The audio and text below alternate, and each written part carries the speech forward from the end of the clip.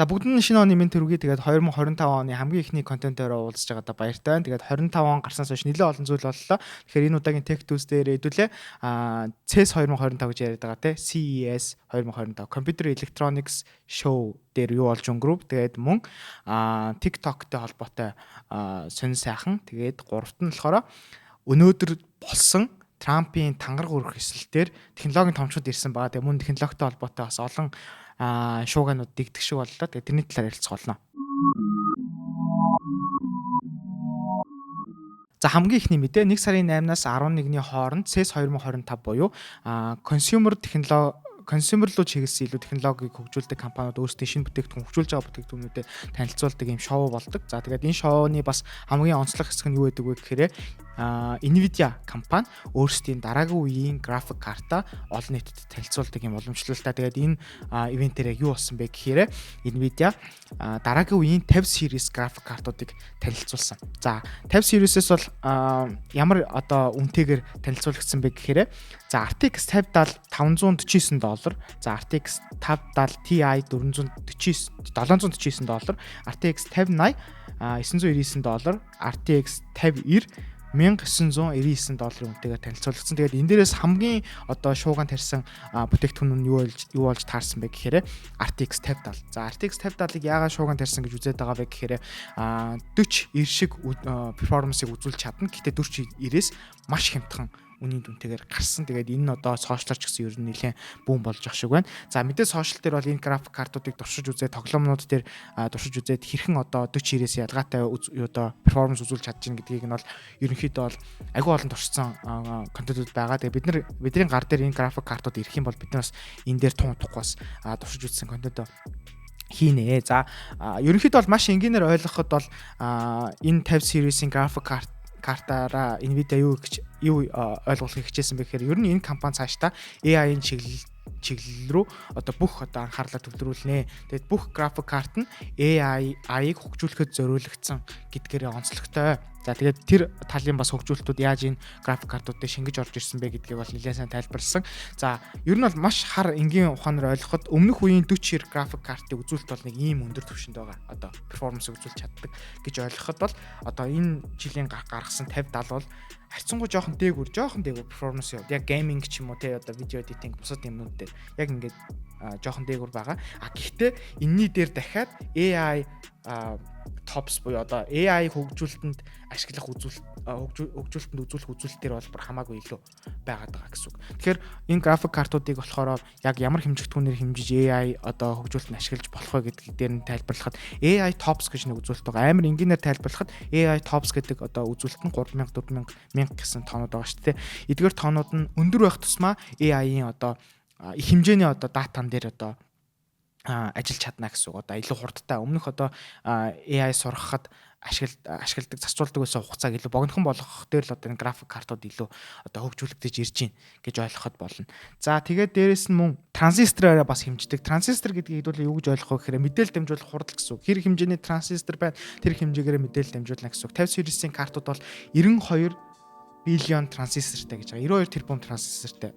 Өмнөх үеийнхэн график картууд нь болохоор 76 биллион буюу одоо ингээ ер нь жил ирэх тусам энэ ингээ график картуудын одоо мэдээлэл дамжуулах хурд нь илүү нэмэгдэж байна л гэж ойлгоход болно. Гэхдээ технологи сонирхчдын зүгээс юу айгүйх анхаарал татаад байгаа вэ гэхээр ер нь ингээ жил ирэх тусам технологиуд улам ингээл easy болоод улам жижигрээл идэв шүү дээ. Үнийн дүн ч гэсэн ер нь жоохон хямдраач гэдэг юм уу. Тэгэл эзлэх хэмжээ нь ингээл улам жижигрээл идэг. Гэсэргээрээ график картууд дээр болохоор энэ хэмжээний өөрчлөлтүүд ерөөсө харагдахгүй байна гэж хараад байгаа. Тэгээд ерөөсө график картууд маань жижигрэхгүй байна. Бараг эсэргээрээ улам томроолох шиг байна да. За CES 2025 дээр өөр ямар бас нэг онцлог гой сонирхолтой бүтээгдэхүүнүүд байсан бэ гэхээр миний харснаар тэр Roborock Ceros Z70 гэдэг юм бүтээгдэхүүн байгаа. Одоо гэрийн одоо ингээ шалыг угаадаг юм бөөрөнхөр робот зэ.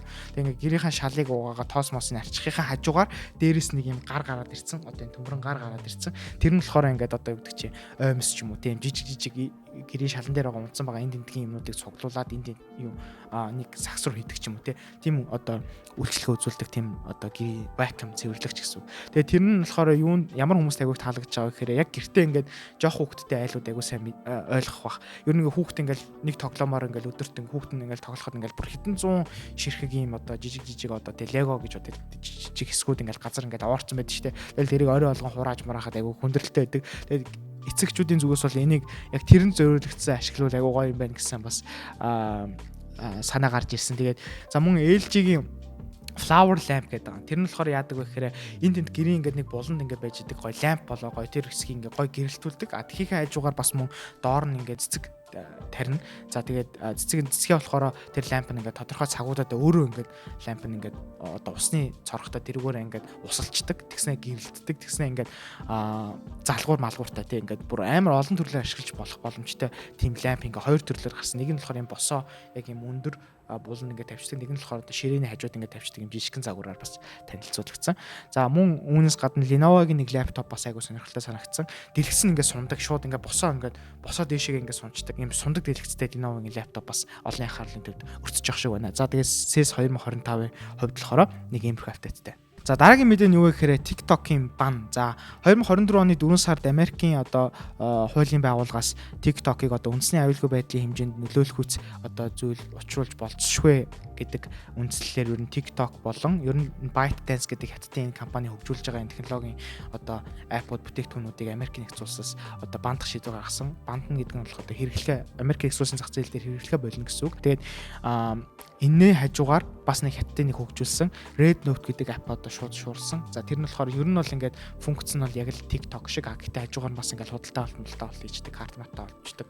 Нилээн тийм арай том тийм сошиал платформ руу TikTok-ийн Америкийн одоо 110 хэдэн сая одоо хэрэглэгчтэй байхгүй Америк дэх TikTok-ор TikTok тэгээд тэр хэрэглэгчид бүгд тэрнээ Red Note гэдэг app руу нүүж байгаа гэдэг бас юм тренд явсан. Тэгээд тэрний хажуугаараас тэрний одоо салхинд гэх юм уу Duolingo дээрх Америкийн нэгдсэн улс дахь хятад хэл сурж байгаа хүмүүсийн тоо шууд гинт 216%-аар нэмэгдсэн байгаа. Тэгээд энэтэй холбоотой бас манай дээр бас нэг headline мэдээ орсон таад бас харсан бах. За тэгээд ингээд бүүн болоод TikTok бүтцээ өдөр хаагдах гад байж итал юу болсон бэ гэхээр Трамп TikTok-ыг эргүүлж нэхэр болсон. За тэгээ ингээд TikTok-той холбоотой асуудал ер нь ингээд нэг тийшээгээ шийдэгдэж ах шиг байна. TikTok-ыг ер нь дахиж бандахгүй болж ах шиг байна. Тэгээд үүний хажуугаар бас нөгөө нэг TikTok бандагдчихаар CapCut бас давхар ашиглагдахаа болж эхэлж байгаа. Тэнгүүд CapCut-ийн тэр нөлөөгөөр Instagram бас далиндуулаад юугаа зарлж амжсан бэ гэхээр Edits гэдэг нэртэй одоо контент креаторуудад чиглэсэн видео эдитлдэг тийм шинэ app удахгүй гарна гэж одоо танилцуулсан байгаа. За тэр app нь болохоор ер нь бол ингээд Reels miss одоо 10 макста 10 минутыг хүртэлх хурдтай тийм богино бичлэгнүүдийг 1080 одоо форматаар рендерлж гаргадаг. Тийм амар хурдан эдит хийждэг. За AI түүлүүдтэй мөн одоо Instagram-д зориулсан бусад ингээд олон янзын темплейтүүдтэй тийм app байна гэсэн ерөнхий мэдээлэл бол байгаад байгаа. Тэгээд энэ app одоо хизээ гарч хэрэглээнд орж ирэх вэ гэдэг нь бол ямар тач тодорхойгүй. За ямар тач TikTok бандаглаа, буцаад баныг болиуллаа. Хажуугаар нь TikTok-ийн баны сургаар Duolingo-гийн хятад хэл сурж байгаа юзерсийн тоо нэмэгдлээ. Дээрээс нь CapCut-ийн бас далиндуулаад Instagram бас шинэ видео эдитинг аппа танилцуулаад амжлаа.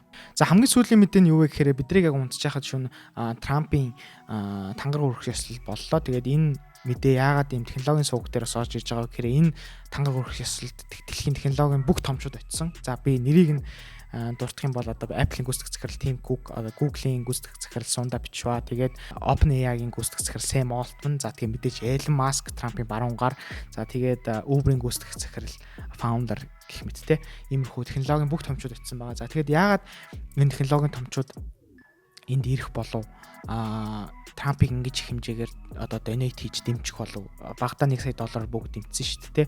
Тэгээд дэмжих болов гэдэг цаад учир шалтгааныг нь ер нь технологийн одоо энэ суугаад агиох харж байгаа. Гэхдээ ерөнхийдөө бол агай ойлгомжтой хамгийн ихнийх нь юу вэ гэхээр tax одоо billionaire friendly tax гэж яриад байгаа байхгүй.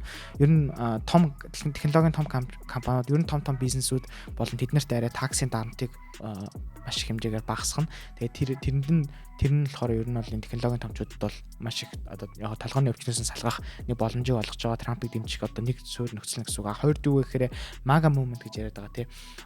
Make America Great Again гэдэг. Ер нь одоо Трампын одоо үзэл сурталын хувьд болохоор энэ Америкийг одоо нийгмийн элитүүд нь илүү чадахчиж нийгмийн элитүүд нь энэ одоо нийгмийг одоо урагш авч явна гэдэг одоо үзэл сурталтай нь илүү одоо тэр технологийн томчууд одоо нийлж нэг юм нэг шугамд очиж нэг юм уу. Тэгээд гурав талаараа одоо political strategy буюу одоо улс төрийн талаасаа ер нь бол ялах талыг нь илүү дэмжих нь бол одоо томоохон бизнесүүдэд илүү одоо ашигтай байдаг одоо тэр хүнд илүү тал засч чинь гэж байгаа үзэгдэл гэж хэлж болно. Өөрөөр хэлэх юм бол одоо өнгөрсөн сонгуулиар одоо Байден ялах магадлал ер нь тодорхой хэмжээгээр өндөр байсан болохоор технологийн томчуудаас тухайн үед Байденд одоо дэмжлэг үзүүлж ирсэн бас тал байгаад. Тэсгэлд нь тайлбарлахад Elon Musk нэг сая тангар хөрслөөр нэг амар олон анхаарал татаад явсан. Thank you.